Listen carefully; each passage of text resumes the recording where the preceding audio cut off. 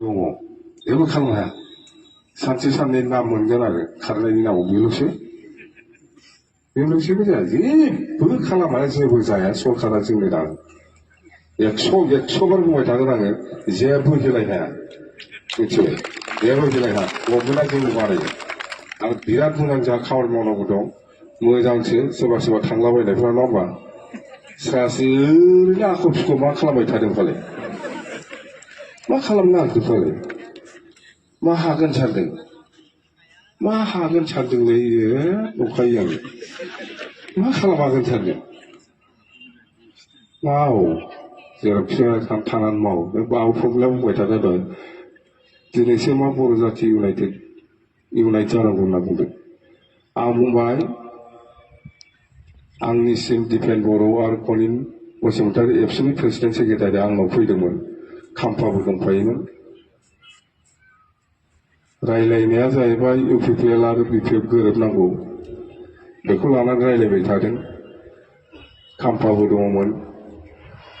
दिपेन बर' आबसुनि president कनिन Basumatary आबसुनि general secretary आंखौ लोगो हमफैदों डिसिसना जाहैबाय हाग्रामा महिलारिजों प्रमद बर'जों मोनसे टेबोलाव जिरायबानो समाधान जासिगोन जोबसिगोन समस्या जोंनि गेजेराव जा भुल बुजाबुजि दं ओमफ्राय आंनाव कनसेन्ट लाफैदों नालाय आं बुंबाय आंहा जेबो आपत्ति गैया आङो फ्रि आं रायलायगोन होननानै खोन्थाहरदों दिपेन बर' दं कनिन बसुमतारी दं खाम्फा दं आंनाव फैदों जे नों जिरायगोन ना जिराया प्रमद बर'जों रायलायगोन ना रायलाया होननानै आंथ' रायलायो मानो रायलाया जानो जोंनि गेजेराव ज' जानो आंहा जेबो आपत्ति गैयालै दे माला रायलायनो खोन्थाबानो जाबाय बिसोरो होनना बुंदों आंखौ रायलायनो फैनो ना मानो गावसो खारबाय दिपेन बर' आबसुनि प्रेसिडेन्ट दानि ओमफ्राय कनिन आबसुनि जेनेरेल सेक्रेटारि आरो खाम्फा दङ आंनाव फैदों आंजों रायलायदों जे नोङो प्रमद बर'जों रायलायगोन ना रायलाया आं रायलायगोन होनदों ज' जानायाव आंहा मा आपत्ति दं ज' जानांगौथ'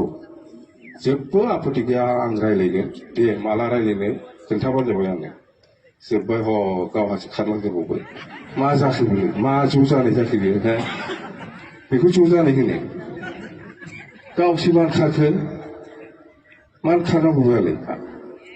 दिनैसिमबो जायाखै बेवहायनो थाबथानानै दं दिनैसिमबो बे रायलायनाया जायाखै बे खारामोनब्ला आं खोन्थायामोन खिन्थु अपेन खालामबाय आं दिनै मिथिबाय दिनैनि आबसुनि प्रेसिडेन्ट दिपेन बर' आरो आबसुनि जेनेरेल सेक्रेटारि कनिन बसुमतारी आरो खाम्फा आंनाव फैदों रायलायदों आंनाव कनसेन्ट लाफैदों नों रायलायगोन ना रायलाया रायलायगोन होनदां ओमफ्राय रायलायगोन मानो रायलाया बर' जाथिया इउनाइट जानायाव आंहा मा आपत्ति थानांगौ लेंबोदो गाव लेंबोदोंना दाना गावसोर लाना थांजादों मा जाखो बेनोथ' मानसिफ्रा बहुदानो मिथियामोन खुला खालामबाय आं दिनै गाव खारनायखायसो खुला खालामदों आं नङाबा खालामामोन आङो दोनखुमाबाय थागौमोन मिथिबाय जाबायथ' क्लियार दा जोंना बेनो खिन्थु आं स्पष्ट बुंबाय गभर्नमेन्टआ जों दागोनलै गभर्नमेन्टआ जों दागोन गभर्नमेन्टखौ आरो जों खामानि मावगोन गोबां खामानि मावनांगौ दं जों मावलांगोन कमिटमेन्ट होनाय दङ रायजोफोरनो आरो बिटिसिखौ साबसिननिफ्राय साबसिन खालामनो नाजानाया जोंनि थांखि बे हिसाबै जों खामानि मावलांगोन रावबो जेबो खालामनो हाया रावखौबो दागि रावखौबो गिनाङा जों दङ आं दङ सोरलाय मा खालामबाय नों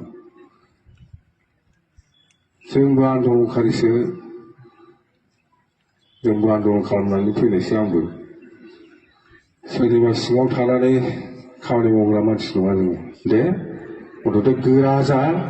सरकारा फैगासिनो दं दे थेंक इउ गोजोन्थों